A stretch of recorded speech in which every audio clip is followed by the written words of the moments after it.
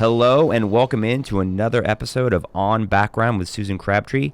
I am Eric Eggers, and Susan, I have to tell you, this is our third episode. I am more excited for this one. No offense to the first episode with Peter Schweitzer or the second episode with an actual Senator, Marsha Blackburn. This episode also has a guest, which we'll talk about shortly, but it also is going to feature discussion of shootings, illegal immigrants, TikTok, cocaine, plus-size models, prisoners, and also poop. I mean, what else could you want in a podcast? It's a lot. We're going to get through it, but it's quite a list.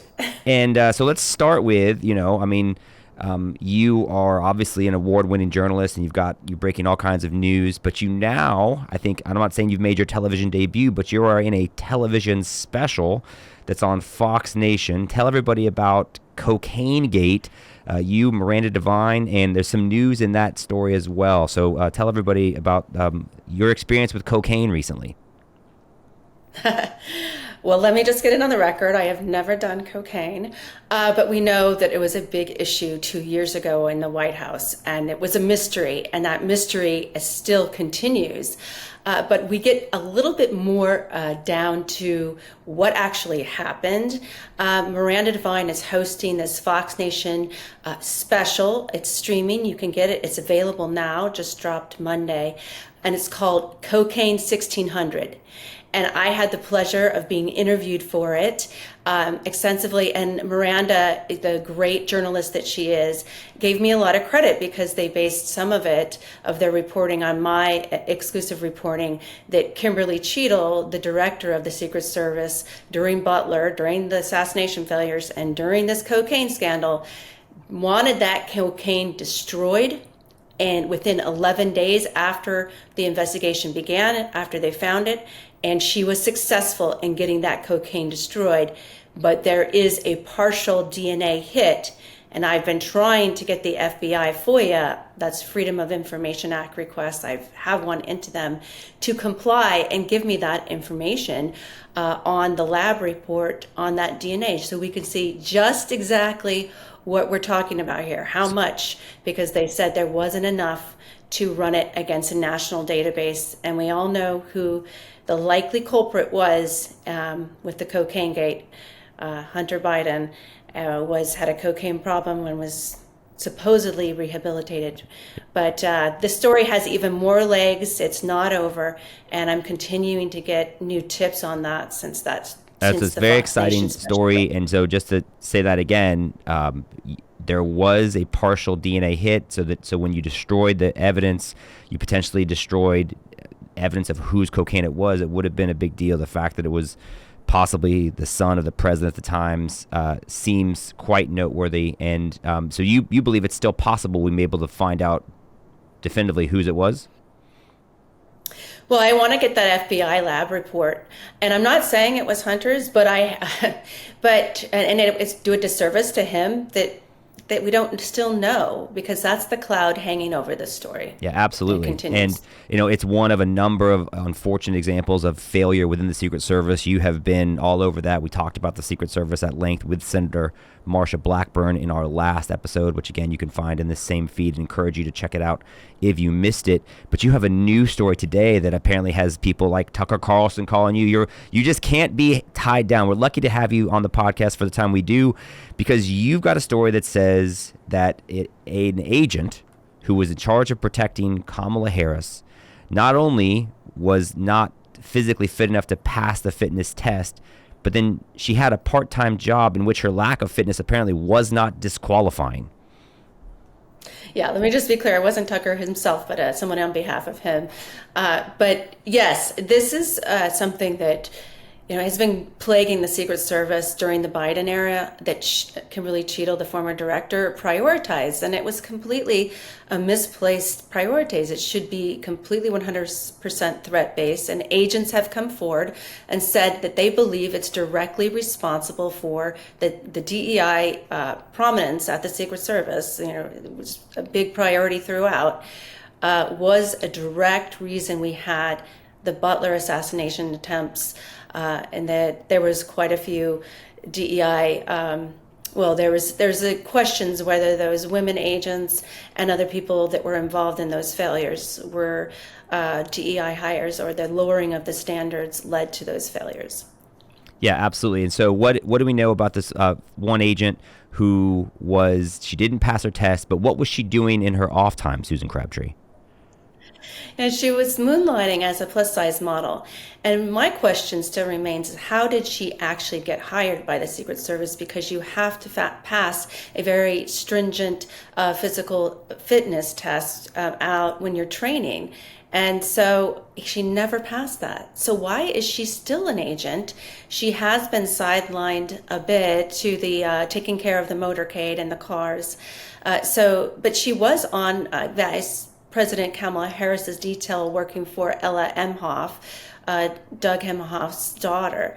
So she was an active agent, and she was moonlighting. She even went to the New York Fashion Week show, I'm told.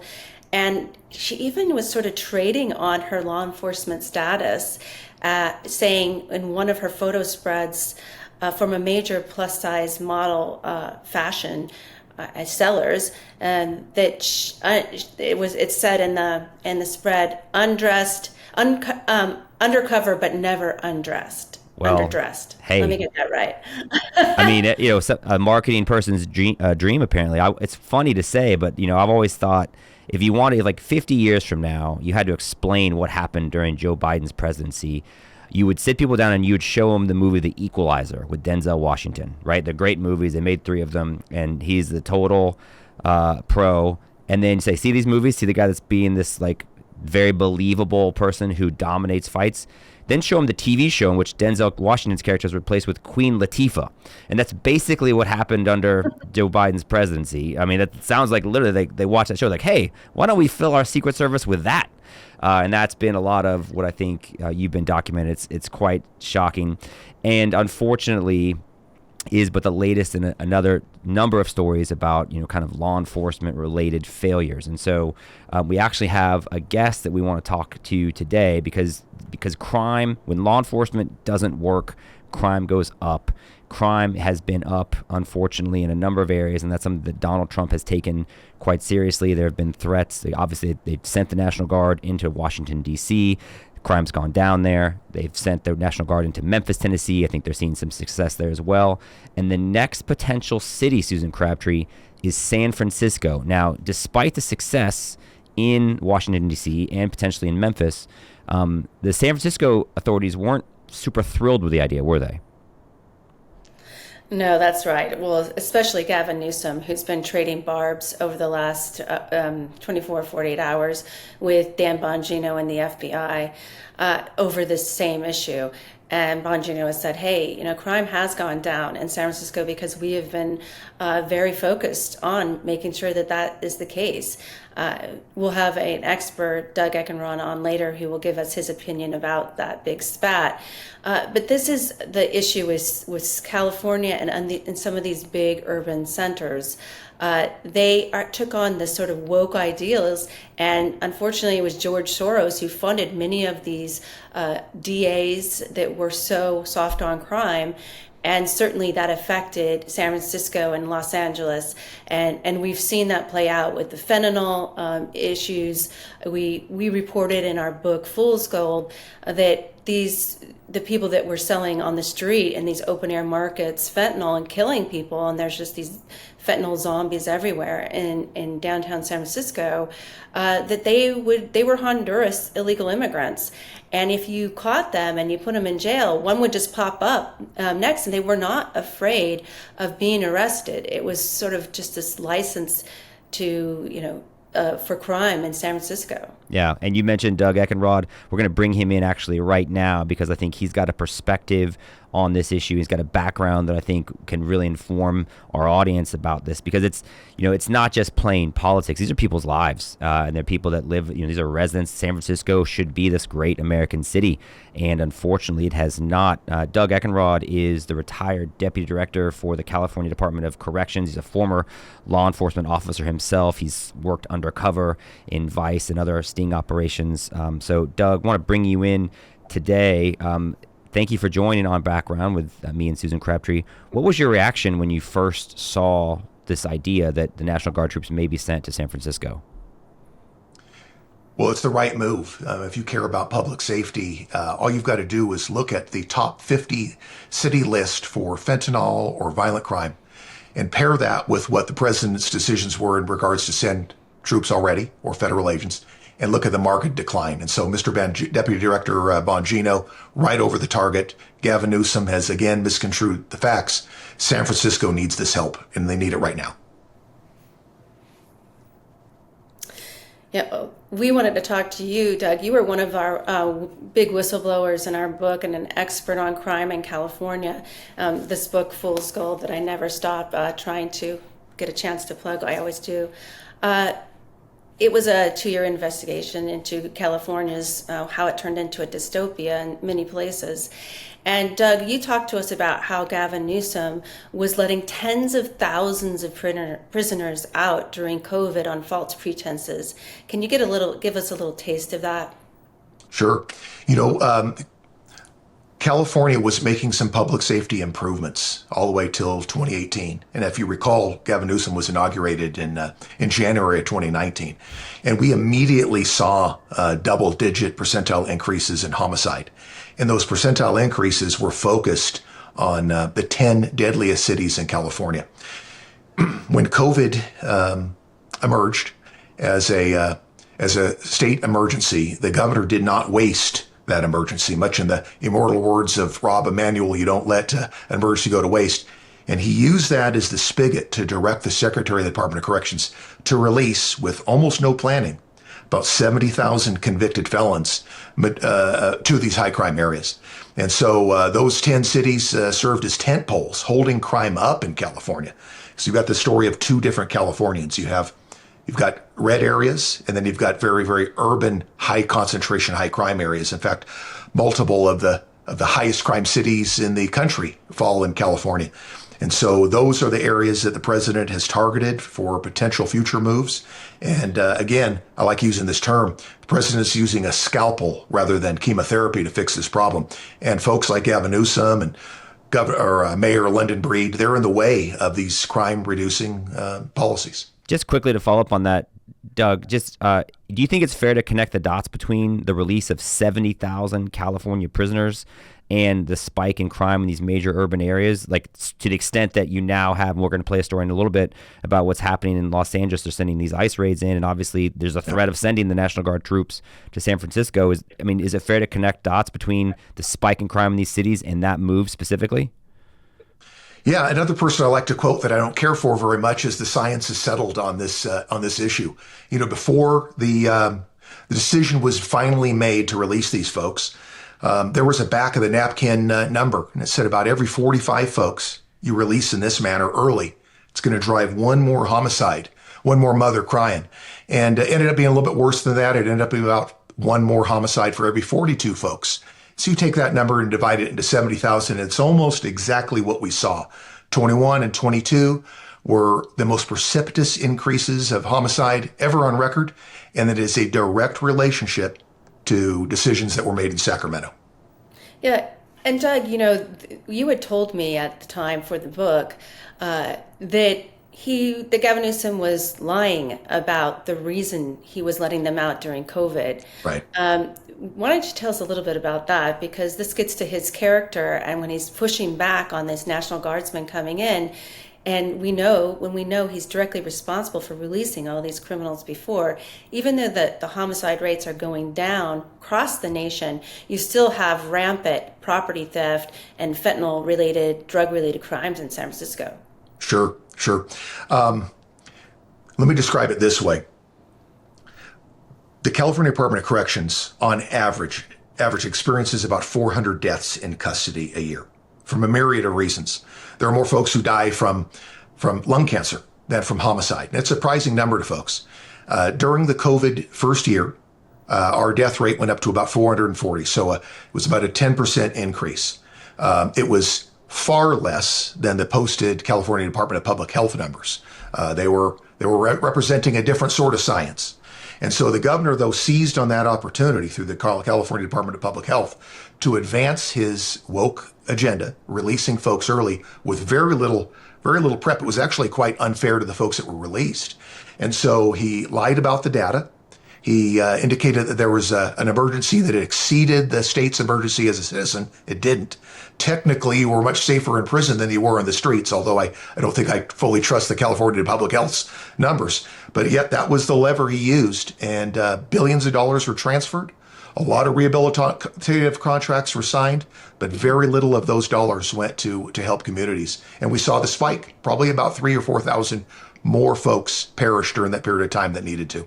Yeah, so it was safer in the prison system than it was on the outsides, even though he was trying to tell us there was going to be a death spiral in the prison. So I wasn't buying it anyway, because why would you want these people out in the streets regardless of whether they were going to get COVID or not? But he was lying about the rationale. Yes. So, all politics aside, do you think President Trump inserting the National Guard into San Francisco will work? Because at some point they have to leave. And is it just, what happens after they leave and they depart? Is this something that could be sustainable as we're seeing in this lower crime in D.C.? But will it be sustainable when you pull the troops out? Well, the answer is yes, yes, and yes. But the last yes is contingent on the political will of local officials. For example, I'm just going to cite some figures that are relatively preliminary, but I think they're true. We're looking at, in Chicago, about a 21% reduction in homicide. That's just after 1 month of deployment. D.C., 55%. And for those who don't work in the criminal justice world, these are tectonic shifts that have happened instantaneously. Portland, 17% reduction in robbery. Memphis, 15% reduction in assaults, and the folks, the federal folks, are responsible for pulling about 180 guns off the street. Last one I'll lead with is Los Angeles, 25% reduction in shootings over these periods of time. So, we can expect the similar type of crime reduction, but specific to San Francisco. Just want to share another number to you that may shock you. San Francisco is experiencing about a 650% increase in overdose deaths over cities like Irvine that are well run with conservative district attorney pulling the levers of prosecution there. So we're talking about thousands and thousands of overdose deaths that are happening there. And San Francisco is the only city that didn't appear in the most violent 50, but it is the second leader in the country for overdose deaths. And so the president, again, he's hit the exact right locations for the exact right reasons. And we got to get that message out there to support those actions. Hey, just quickly, share the stat about the top 50 cities and what happens if the top 50 cities' violent crime is removed from this country. Yeah, this is a shocker. Top 50 cities in the United States are responsible for 40% of homicide and violent crime. And I'll just read a few of them. You won't be shocked. They just happen to be many of the ones the president is focused on. Memphis, Chicago, Portland, Detroit, Oakland, Kansas City, Milwaukee, Baltimore, Cleveland, etc., another 40 more. And if we remove those 50 cities from our criminal justice data, our homicide and violent crime rates begin to look like Spain, Italy, and the United Kingdom. And so again, you don't go through with a hammer, you go in with a scalpel, and this is the right time to use federal resources to protect folks from this rampant crime rates in these areas. It's also worth pointing out that, by the way, as far as San Francisco, larceny and theft in some districts, the Southern District specifically, up 92% in the first half of this year. Unsheltered street counts the homelessness figure is actually up by 7% from 2022 to 2024. And the downtown area is still record high crimes relative to national averages.